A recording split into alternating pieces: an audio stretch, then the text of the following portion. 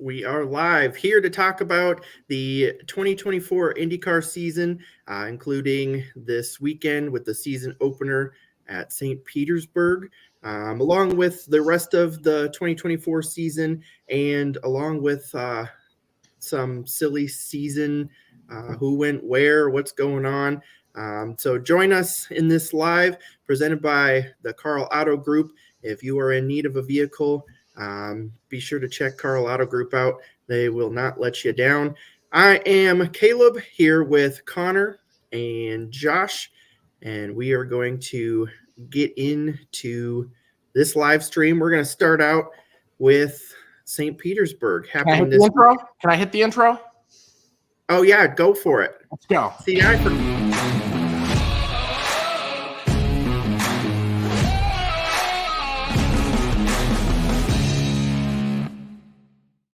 Caleb, I got excited. I'm sorry. We're off to a great start. This is our first time kind of doing this, so we got to put the pieces together, but we're definitely getting there. So, Josh, St. Petersburg is this weekend. Kind of tell everybody when that festivity happens. I mean, clearly it's happening on Sunday. No, so St. Petersburg, usually an exciting race every year. We saw drama and chaos all of last year, with unbelievable results and a winner that I don't think anyone really expected with Marcus Ericsson. But the real story is probably going to be Scott McLaughlin, winner 2 years ago. Had the race last year, most likely, him or Grosjean before they got together. The drama with Pato's motor. And yeah, I mean, this track just seems to never failed. And I'm beyond excited for this season to happen. Best open wheel series out there. I'm ready for it. Hell yeah. I can tell Josh is pumped. You guys don't know Josh's excitement levels because he'll get really passionate when he thinks something's been wrong. But I guarantee he's excited for this. Yeah, Ericsson winning last year. This race is always something different. It kind of lays the stepping stone, the starting spot to your season. Guys will tell you, like, this can make or break it. And if you get behind the eight ball, you can spend the whole year catching up, as we saw with Colton Herta and engines. Was that 2 years ago that I'm thinking of? Yeah. But yeah, so it's a big deal. It's a big deal in St. Pete. I remember we had a little small monetary bet between my buddy and I on if former Iowa State Cyclone Anthony Johnson Jr. had heard of the Grand Prix of St. Petersburg, and he had. He said it's a party he wants to go. So someday we're going to make it happen. We won't be down there this year, but I'm damn excited for things to kick off. Well, and something to think about too. I mean, when we start off the season, it's a good indicator of who's going to be performing well too, because it's not, some big wide open oval. It's not, kind of like an easy road course. It's a pretty technical course. And so you get a good sense of who is going to, be a strong force as we, get into the thick of the season. Like Josh mentioned, there was a lot of drama last year. It was definitely an exciting season opener. Do we think we're going to, see those drivers be balls to the walls again this year? I just think everyone's going to be anxious. I mean, it's the first race of the year. You want to start off the season hot. We saw it with Grosjean. Like, he went for it. He knew that was the decider. Same with McLaughlin. Like, McLaughlin wanted to go back to back. I mean, they both just went for it. And to highlight what you talked about starting the season off early, some guys' days ended right away on lap 1, turn 2 last year. Like, it's like no gimmies out there. Like, for how narrow, like you said, with the technicality of the track, it, like, there's something in front of you. Like, starting spot's everything. So you're going to have to start off right away at track position, right through qualifying, because if you're stuck back in the hornet's nest, you're going to get your nuts cracked. We're we got balls to the walls. By the way, Caleb, you can say balls to the wall. It's okay. I got it. And I didn't know what I was going to go in there with, but you did mention with McLaughlin, and so he has been super fast the last 2 years there. What about the rest of Penske? What are we thinking? The rest of Penske is going to be able to do. It's going to be something. I'm curious to see. They were more than disappointing last year when it came to the street courses. Scott McLaughlin obviously was fast at this track, but overall, when it came to non-ovals, they weren't really a factor. And when it did come to ovals, it was Newgarden, and that was it. So we're gonna circle back to the viewers of last year where we talked about the red button. Yeah, I wanted to ask over under on how many races it takes Caleb to say that he's worried about Joseph Newgarden. It depends, but I still. Was it right? Was it 2? It was probably the third week. Yeah, it was either like 2 or 4. I think. I don't know if I don't think it wasn't 2. 2 is way too early. It was far before the Indy 500. It was after like Newgarden's like 13th place finish at whatever track. It was the track after Texas or something like that. Yeah. But as much as you guys crap on me for that, I was correct. So didn't he like finish like 13, like third in points? No, remember you keep trying to say that he finished 6th in the points. I think it was 5th, but 5th or 6th. Okay. Penske has some ground to make up, and we don't say that many years whatsoever. No. We'll see about what they do this year. I do think the wrinkle of the Thermal Club All-Star Challenge, or whatever they're calling it, $1 Million Challenge. It's the All-Star Challenge. So that's the second race of the year. That's a non-points exhibition. If you guys, by the way, have any questions on any of the platforms, they all pop up on the same column for us. So shoot them our way and we'll answer them as best we can. But having that exhibition race as like the week 2 or the race number 2 event is going to provide teams an entire, race weekend, obviously, to work on stuff that they might have sucked at week 1. And I think that's a big, big advantage to the guys that get off to a slow start. Well, it's going to be really interesting too, because I mean, when's the last time we had a exhibition race in IndyCar? I honestly don't even know, but we have not seen those guys in a fun element where they can just, have at it. Newgarden and SRX would like to say otherwise. It's kind of a shot of butt for us too. You're really throwing everybody. That's a completely different series, so it doesn't count. But we haven't seen, these drivers as a field in IndyCar. We haven't seen them, race for nothing, basically. I mean, obviously there's money involved, but just going for the win. So obviously we see that in NASCAR, and, it can definitely create some real hard racing. So it's going to be interesting to see, what comes of that as well. Do we think David Malukas makes it back before the Thermal Club? Probably not that race. I don't think with that race being as it is, I think it's going to give him a little bit more time. It's an advantage. It's an advantage to him for this injury, because if you're 50-50, I mean, that's an exhibition race. You don't got to race it, dude. Right. Good. And if you're good to go, he's going to be good to go. So obviously he's not racing this weekend, but yeah. And I mean, this can go back to the point that you talked about earlier is you could really get set back in this, and he's an automatic setback as it is. And I don't think anyone really anticipated him to kind of be in the contending for the championship. Just first year with team.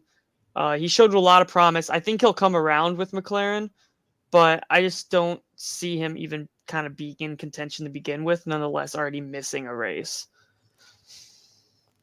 Yeah, it's good. I agree with Connor on the point of it is a good advantage because there's really no reason to force the issue of racing that race at the Thermal Club.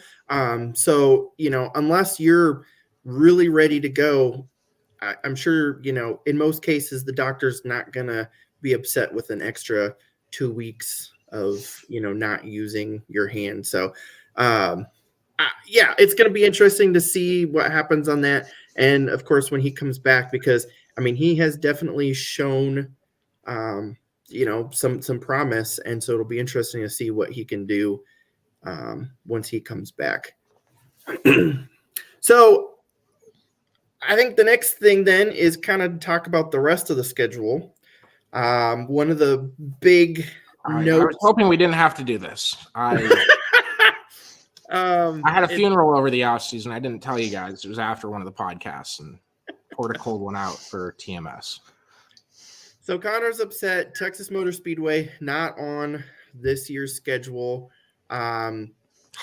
There's rumors. It's even hard to hear it again. I'm sorry. I'm not trying to over dramatize anything. This sucks. There's rumors that Texas might even be getting a configuration change. The rumor, which is literally just a rumor right now, is that it's going to become a little bit smaller, high banked, kind of like a bull ring. If that is the case, I could definitely see IndyCar making a trip to that track. And I think that would be whale of fun. It just, with the high banking, it really just depends on, we don't want a dangerous situation, obviously. Yeah, that's my concern as well is, I mean, you don't want to have a mile and a half where those cars are basically be able to hold it borderline wide open. Like, well, I mean, that's just too... Yeah, the rumor is, which not that it makes a ton of difference, but the rumor is it would be 1.25. Right. So it's going to be a little bit smaller. So it almost sounds like they kind of have it in mind with IndyCar, but yeah, it's going to be interesting to see if that comes to fruition, because it's just a puff of smoke right now. But it is disappointing either way that IndyCar won't be going back to that configuration, at least at this time. The last two Texas Motorsports Speedway, what am I talking about? Texas Motor Speedway. The last two races there for IndyCar have been two of the best IndyCar oval races in the past decade. Not even remotely out of the conversation. There's no debate to be had. Two fantastic races. I've had multiple times where for a workout while I'm doing cardio, I just replay the highlights from last year's Texas race as I'm running. It was pretty much ignored by a majority of the industry when talking about Texas. Every time we need to change it, the NASCAR races there suck. It's like, okay, they do suck. Let's figure out a way to make the car better. Nope. Take Texas off the IndyCar schedule. That's stupid. They don't need that. And I don't know why they didn't go back to Texas. I don't know if that was because the reconfiguration is going to happen or what the deal is there. I just wish it was back on it. It's a fantastic product. And, I want more ovals. I'm a big IndyCar on an oval fan. You will like my take, Caleb. I hope they don't do mini Atlanta at Texas.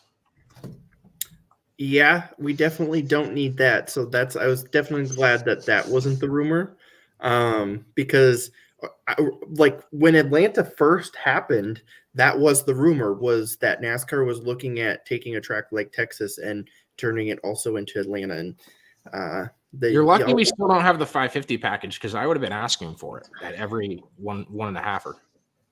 God, but this is the IndyCar show. We got to cut the IndyCar schedule. It's going to be interesting. Also new this year, Nashville as the finale, and I should know this, but I don't. It's on the oval, right? Yeah. Yes. Okay. That's why Big Dub. So that's also going to be interesting. Should be a pretty good race to have there.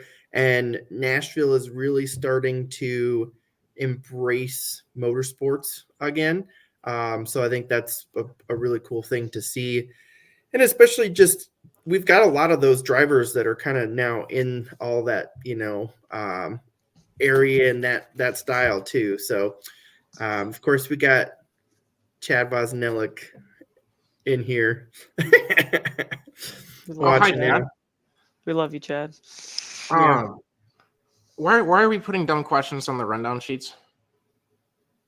What do you... You said Nashville finale is the right move. Yeah, it's IndyCar's on an oval. I put that because I had a feeling. I had a feeling I wanted some controversy. I was seeing of how Caleb would handle this. Don't worry about that. You're fine. Yeah, Dude, IndyCars on ovals are fantastic. Comb your hair. That's awesome, Caleb. IndyCars on ovals are fantastic product in many places. I'm excited to see how they race at Nashville. The street course was a challenge. Every year it was running. It seemed like the event itself was a pretty good success for what they were looking for. But let's see what the oval does. And it's a finale event. You know, anything can happen on ovals. And I love ending the season with one. And I love that ovals are like, is it 4 of the last 5? 5 out of 6? See, now you're going to. I was going to say, I think you were right the first time. I'm 4 out not, of 5. don't quote me on that, but it's, yeah. Because, like, just you got Gateway in Iowa, yeah. It feels right just because, like, I feel like on the oval you have that atmosphere that, like, everybody's close together. You know, you've got that intensity both between the fans and between the drivers. So it just makes more sense. I mean, I love having the street courses, the road courses for IndyCar, but yeah, it feels so good because having it the last couple of years on like a road course, it just hasn't brought the excitement as what it normally does. And I would agree that, like, this is probably the best scenario to do this with, because although Nashville was a successful street like outcome with the propaganda and the crowd that it drew, but the way that the track was designed made it so complicated, and with the constant issues with restarts, that I feel like this is the right move, and it's one of the right schedule moves that they made this offseason. Yeah, so it's 4 out of the last 5. That Milwaukee doubleheader comes after Portland, and that got picked up by Hy-Vee. Also, shout out to Kevin. Hello, buddy. I love Hy-Vee picking up that race. That's cool to me. There's a group of people on social media that don't like just negative comments when Hy-Vee sponsors races, but they throw money at Caitlin Clark every day and no one bats an eye. So you're always going to have those people that just, like, you know, had a bad shopping experience or got like a bad apple at Hy-Vee. But then there's definitely some people that were not a fan of what I've never had a bad shopping experience at Hy-Vee. I'd like to put that on the record. Well, but there's also the people I too have. that, like, Gosh, dude. Don't do that. We don't even want to get into that. But there's also the people out there that were not necessarily excited about what they did with the Iowa Speedway weekend. So, yeah, you know, It's the same thing when you have a guy that owns a series in most tracks with a team in this like series as well. Like, you're gonna have those guys that are like, oh, it's like there's some type of issue with it, and like no matter what move happens in across any motorsports, there's always going to be that side of the fan base. For what it's worth to the doubters, from everyone I've talked to, both at Hy-Vee and IndyCar, it has seemed to be a smashing success, at least at Iowa Speedway with this concert model. They anticipate even more fans this season at each of those races. Obviously, that's yet to be seen until the races actually get here. And I know the Cup Series tickets are very, very expensive for Iowa Speedway. So if you want to party, if you want a damn fun weekend, get down there for the IndyCar Series, especially because I'll be driving back and forth from Knoxville to Iowa during the Cup race weekend. So I'll actually be able to like sit and enjoy and really take in IndyCar that weekend. Well, you just gotta appreciate what Hy-Vee has done. I mean, I've said it a couple times where IndyCar is so strange from the aspect where, like, they don't really get a lot of viewership or attention on a global scale, but then, like, they have the biggest race in the world. And so we like... And the most diverse field in racing. want that put out there. 10 years ago, I would agree with you more, but yeah. It's more countries. It's a measurable thing. I'm not... Yeah. I'm going to get the map up. But the point is, you know, like, I feel like 98% of the races in IndyCar don't really get that much attention. That's Europe. That's the Europe drivers in the field. If it Oh, focuses, that's for IndyCar. I see. Yeah. See how it looks like the MAC, Caleb? yes, The MAC football conference, and there's teams everywhere. he won't understand that, but Okay. I will. It looks like the Big Ten. Like California's got a team. Seattle. Anywho, we're derailing. Get it back on track. See you see how hard my job is every week now. This is your job. Connor's usually the conductor, but he's also usually the one that steers us off track. So, no, but we just 98% of the races just don't get that much, attention. But it has the most famous race in the world. So I like that Hy-Vee's going to try, if they try to do the same thing with Milwaukee, like they've done with Iowa Speedway, then you're starting to put, 2, 3, 4 weekends on the map for IndyCar. And, hopefully it just continues to grow like they want it to. Yeah, they're taking steps forward. The split really hurt them. And, obviously, Chad mentioned Vegas, and there's a new Dan Weldon documentary coming out on HBO that I cannot wait for. I haven't even watched the trailer yet. I'm saving it for right when I go to sleep tonight, which is actually in hindsight probably a bad idea because I won't be able to sleep. But I'm really excited to see how that goes. And over the past few seasons, and I say few, like post-COVID probably, they've really taken steps forward on a lot of these events. They single-handedly saved Iowa Speedway. So if you're a fan of that track, support this tour, seriously. But yeah, I think they're taking a lot of steps. They're taking a lot of events and turning them into big weekends, like Nashville and St. Pete has always been there. Iowa, obviously, and we'll see what ends up happening with Milwaukee this year. But just to name those, I mean, you're getting close to half the races on the schedule. Agreed. Also, yeah, Chad in the comments, he's got a race car hood for me. I've got an Elliott Vogel door behind me right now, so yeah, we definitely need to get the hood out. But real quickly before we finish up, let's just kind of recap some of the off-season changes to teams and stuff that has gone on. We've got a handful of drivers that have made some changes, Josh. Oh, and then you take a drink of water. Right as I'm calling you out. Sorry, I'm parched. Yeah, so yeah. The one that I find the most interesting has got to be Lundqvist at Ganassi. I think that's quite an interesting fit, but also you're kind of turning towards more of like a younger team. Ganassi's kind of always been known as the team that's got a lot of the veterans and guys that have been around a few years, bounced around smaller teams and picked them up. But bringing Lundqvist on, I think, is a huge step in the right direction for their future. As for Grosjean, I think he's taking a step back. Kevin, you screwed Josh up telling him to go to the bathroom. Jeez. Oh. Louise. All right, it's okay.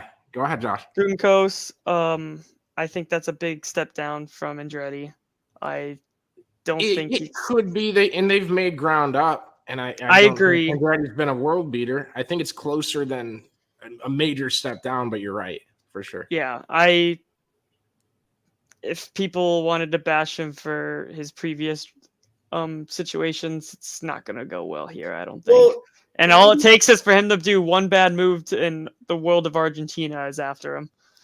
What's going to be interesting is that was move 15. That was move 15. That's all I want to say. We've seen Grosjean have speed. Like, we know he's fast, but what's going to be interesting is, does Juncos now look and say, all right, we know we've got this fast guy. I mean, we've seen this in NASCAR too before, where, a growing team that's trying to get faster will, put together, a ride with a fast driver, and they'll help, some of those growing pains. So we could see, that team in the next couple of years. Roman could, very much help them out and, make them a better team as well. So yeah, Grosjean. That's one of the coolest. That's one of the coolest aspects of IndyCar. You talk about a small team like that. Elio Castroneves goes to Meyer Shank and wins the Indy 500, right? And it's this historic win. You know, obviously Elio's good there. Obviously they had that car dialed in. They had a great ride. And after that, they kind of took a pretty major dip for the next year and a half. And you just don't know what you have with a driver in a car. And, you know, the Indy 500 isn't going to tell you everything about it, but you're sure as hell going to take the win if it's there. Yeah, and I'm curious to see where that team stands with other drivers, because Ilott was pretty consistent there. Canapino kind of fluctuated a lot, and that kind of brings me to my next point of with Ilott filling in this position for Malukas. Like, what are we going to see out of him? Because he's been with this team for a long time, and I think this is a huge opportunity for him. Granted, I don't think they're going to have the car set to his likings, with it just being a one-off most likely. Why not? But why change the whole way the car's set up? I mean, I don't think they're gonna like. I mean, flip it's it like over backwards. it's like a sense of like when Corey LaJoie filled in at the 9 car. That car didn't seem to really. Yeah, but you got matching 2 his. weeks before the next race, and it's an exhibition. I think he'll have more adjustments than a typical substitution rule, I guess. And I mean, that's just he's a calculated guy, right? He's a engineering degree. Am I right on that? Along I those think lines. I remember that. I've never seen him overdrive a car, so No, I'm excited to see how he does. Yeah, I like Ilott overall. I think he deserves an opportunity somewhere. I hate that it's not going to be this season, but I'm hoping for good results. I just don't know how well the car is going to like be set to his driving abilities, because I think Malukas is also kind of more of a conservative driver, but we have seen times where he's willing to send it, and like we haven't seen that out of Ilott. So like if he's given the opportunity, like what's he gonna do with it? So we've got those two. We've also got Marcus Ericsson making the move to Andretti, and I am going to let you two duke it out on that one because Connor already knows what my thoughts are going to be on that. I'm calling 8th in the points at best. Oh, okay. I might be outnumbered here.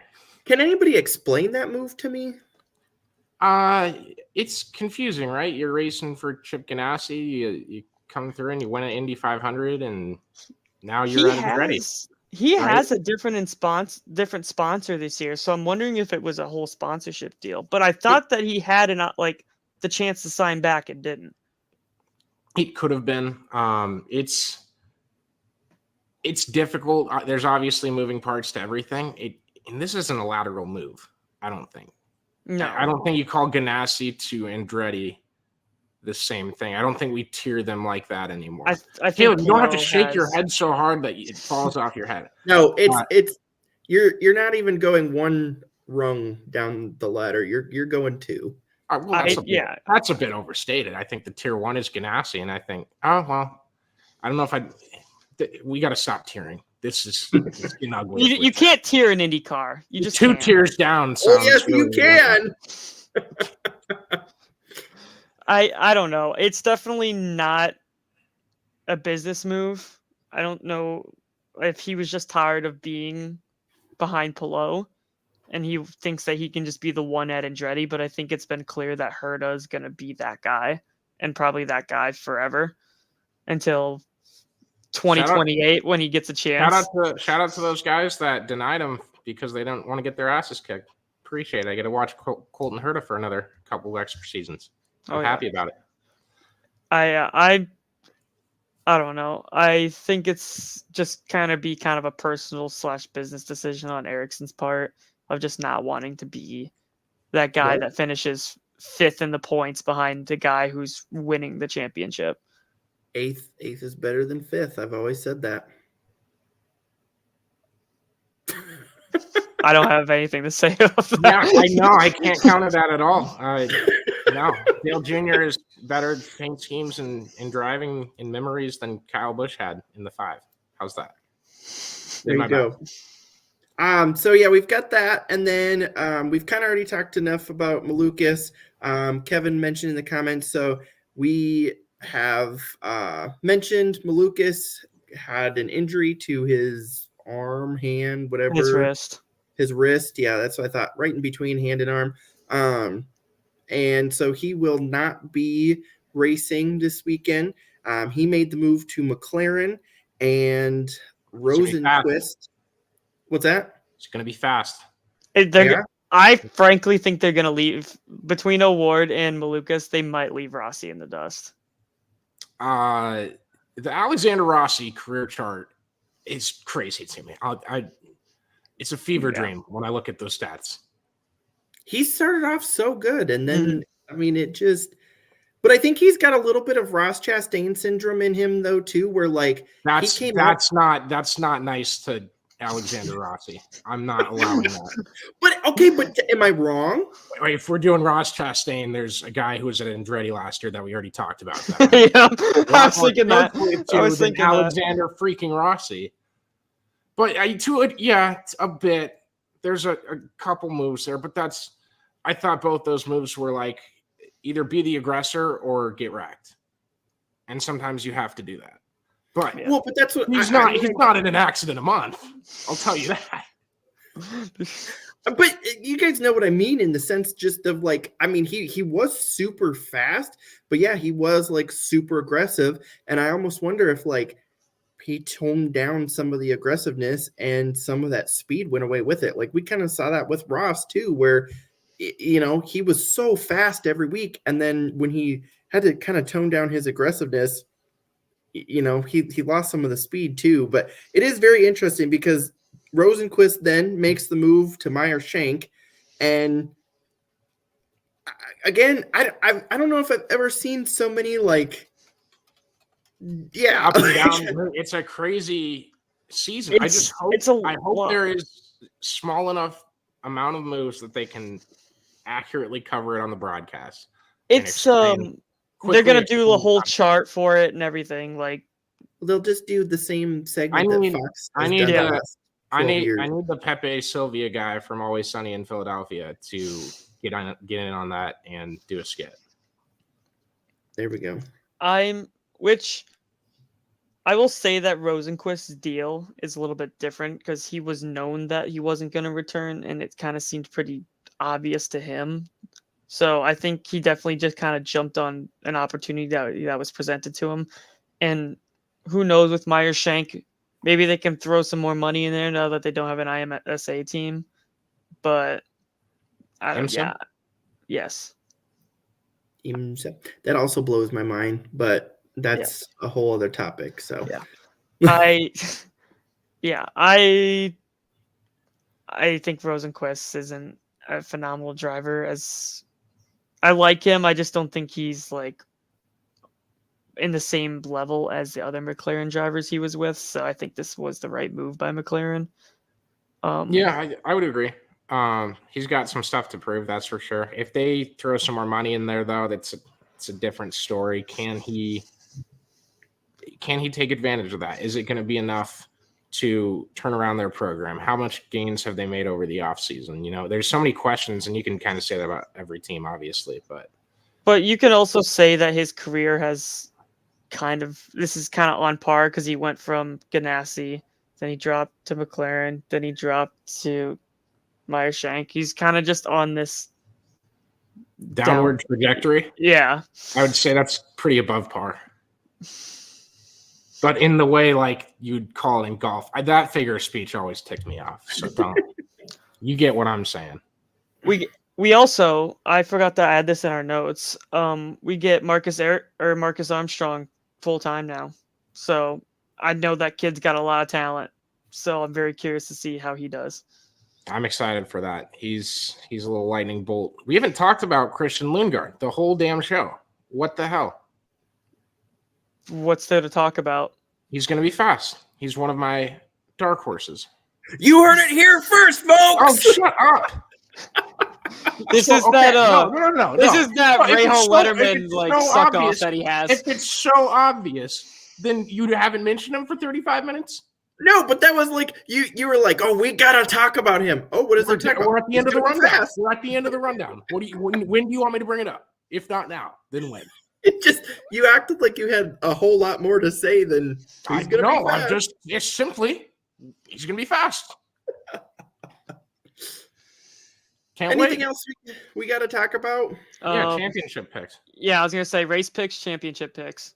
Okay. I'm going first for race picks. I'll take McLaughlin.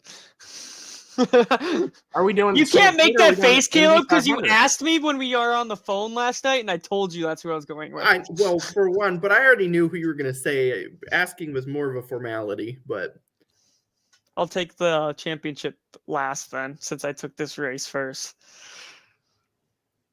Caleb, you go ahead. I don't know. I should have thought about this beforehand. I'm horrible for that. Yeah, man. Hold on. You can take my bias pick if you'd like. Pato. Yeah. Yeah, I mean, he had it until his motor said. Pfft. Yeah, honestly, I mean that was kind of my next thought because you guys are very against like multiple people picking the same guy. So we were just talking about that if we're doing a contest. I'm not taking Herta. I'm not going to trust that. We got to see what's going on. But I'm going to do that. I'm going to go with Pato Award. I kind of want to say screw it and take Herta. That sounds funnier to me. All right, you go for that. I'll do that. I'm going to take Pato Award, even though he didn't want to talk to me after Iowa last year. So don't say that. Yeah. What is the off chance he's gonna fucking see this and now we're screwed? There goes our publicity. I hope I come up to him and he says I won't talk to Caleb, but you're okay. And you're talented to drive out. What do you expect? The dude was upset. Yeah, no, he was very polite about it, and Pato, I forgive That was you. the funny thing. Caleb texts us and goes, "Pato wouldn't talk to me. What the hell?" And he comes back and he goes, "No, he was super nice about it. It's completely fine." And I'm like, "You text us as if he like pushed you." No, I wasn't. Gave you the bird. I'm not talking to you today. Didn't say a word and gave you the bird. God. No, I gotta start off with championship picks. I think you knew this was coming, but Joseph Newgarden's gone back. He's getting one. Get another. Really bold. I know. He should have got it last year. Here's my button. Put that button away. You didn't even get it over the. I was gonna say, I think it's his mouse. Anyways, I don't think that's why he. Yeah, you edged the logo there with the button. It is a mouse. Okay, gotcha. So no button. There's no button. The button's not even in the vicinity of the table. Good. Caleb. Championship pick. Back to back, baby. We're going with Alex Palou. Yeah, that's. Oh wow, that was the low hanging fruit. Shit on Connor for saying that Lundgaard's a dark horse, but I'm going to take Palou to win. Yeah, but you know what I did do? I didn't know. It wasn't that he was a dark horse. It was, guys, we haven't talked about him yet. Guys, I want to talk about him. Okay, Connor, what do you have to say? He's going to be fast. We have 160 people watching. Thank you to everybody. And we're at minute 38, and you still haven't brought up Christian Lundgaard. And I'm confused. All right, that's it. That's all I got to say about it. I will let you ride. Go ahead. All right, so we got Newgarden off the board. We got Palou off the board. I wonder Josh, who he's going to pick. You can't say Pato. I'm going to say Pato. I'm going to say Pato. It's so close every year. It's going to happen. He just needs to not have bad luck. Yeah, no, that's one of those is guaranteed to miss the top 10 in points now that we've It's going to be Pato because I have the worst luck of all time in anything. It's just we picked the three favorites. I mean, if we had a fourth person on the show, they must have picked Lundgaard, but that would be way too obvious, wouldn't it, Caleb? They're taking Dixon. I guarantee Damon would probably take None Dixon. of us picked Damon. Damon's going to text me and be, seriously? No one even – we didn't mention Scott Dixon either. He's going to be fast. He hasn't moved. He's fast every year. There's nothing to talk about. You guys are getting smarter by the day as the days go on. For those of you that are watching, we want to know, too, what's your championship picks for IndyCar this season? Who's going to be your St. Petersburg picks as well? Definitely comment below. Let us know kind of what you're thinking. Any other thoughts, Josh? I want the comments to tell us how stupid Connor is for picking Herta. I took a shot. It's March Chat- Madness. I'm Chat, taking if 12 to the Final Four. I've done it before. I've made it work. we don't Loyola? need a Remember reason. them? We don't need a reason to say why Connor's stupid. We just No, I mean it's a given. I'm wearing. We're going to I Bristol forgot- every year, I forgot we every were day going. for the rest Kevin- of our lives. Kevin, I love you. I am cool. So just for instance, I forgot we were doing this show live, and I was like, when we post it and promote it tomorrow, I'll have my Casey Kane Friday shirt on, but it's Thursday, so yeah.